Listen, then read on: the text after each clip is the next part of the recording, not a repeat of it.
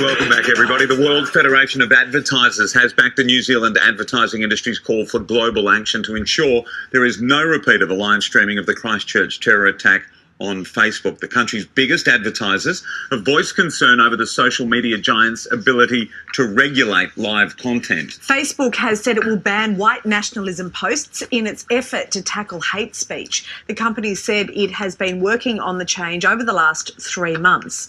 Joining us now are advertising gurus Matthew Bywater and Jane Caro. Welcome Morning, guys. to you both. Now, Matthew, we've heard Facebook over and over saying that it is pledged to improve its ability to identify and block material from terrorist groups. Do we believe them?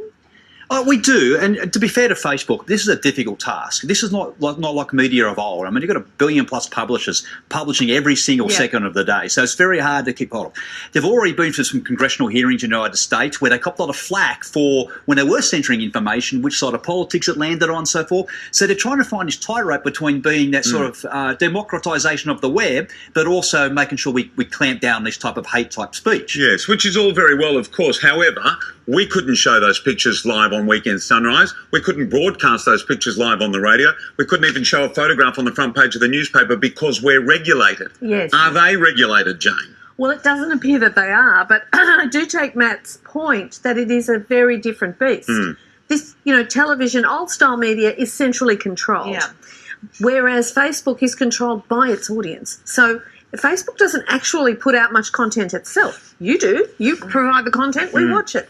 We provide the content on social media, and that's why it's such an anarchic space, and that's why we're struggling to get our heads around it. I don't think the legal system has kept up with it. No. I don't think society has kept up with it, and I think the problem is that we're in the I was thinking right back to the beginning of film when there was quite a lot of porn and nudity in the 1900s and 1920s, and then they brought in the Hays Code, which shut everything down. And it's a bit like that. We're in that infancy of this developing, and so it's going off in all sorts of terrible directions. We've got to learn, and probably we'll go through a period where we shut a whole lot of things down that we shouldn't to get this stuff To worked come out. into the balance. Correct. But I like that term, the democratisation of the internet. And it is actually the people that are amongst the users that are saying, we don't want to see this and you've got to do something about it. The pressure is coming from everyone. All right, moving on. Did you see this during the week? So Pope awkward. Francis had people scratching their heads this week when he repeatedly pulled his hand away as a number of people tried to kiss the papal ring. Now, we're told that this was because of hygiene reasons, but there has been criticism of the Pope abandoning this tradition, which has gone on for a century. It's just awkward, isn't it? Jane, some are saying that he's meant to be a man of the people, but he is trying to modernise the Catholic Church's image, and that's terrible, isn't it?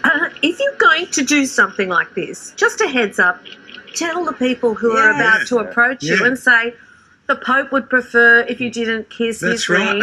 And then you just shake their hands and it's all looking fine. But obviously, he didn't tell anyone. I don't know what happened. Did he suddenly have a little panic attack, a nervous attack, he couldn't cope? I mean, everybody's human, but it's a terrible look. And in a small way, Matt, we always say communication is the key. We know communication's been a big problem with the Catholic Church, full stop. But on a smallish issue like this... They don't seem to be averse to it. Exactly. It just shows that they don't quite get it.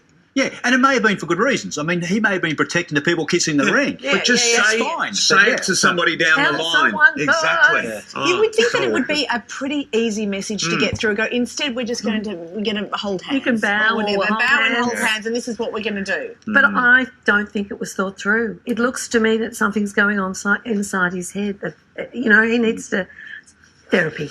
I'll recommend it for everyone. Yeah, although at least when all the people walked away and then they said to each other, did he pull his hand away or was it just me? Is it me he didn't like? Why he didn't even... I know we're taking a long time on this, but why he didn't just say, almost calm them down and say, it's okay, I'm doing it, or keep the hand back. It was the oddest body language, the oddest visual image. Very strange. All right, thank you, Matthew. No worries. But this has really riled us up. It was strange. You have to admit, though, it was one of the strangest things you have ever seen. It was. All right, Jane, Matthew, good to see you. The news is next on Weekend Sunrise. Plus, Jabba reviews the live-action remake of Dumbo.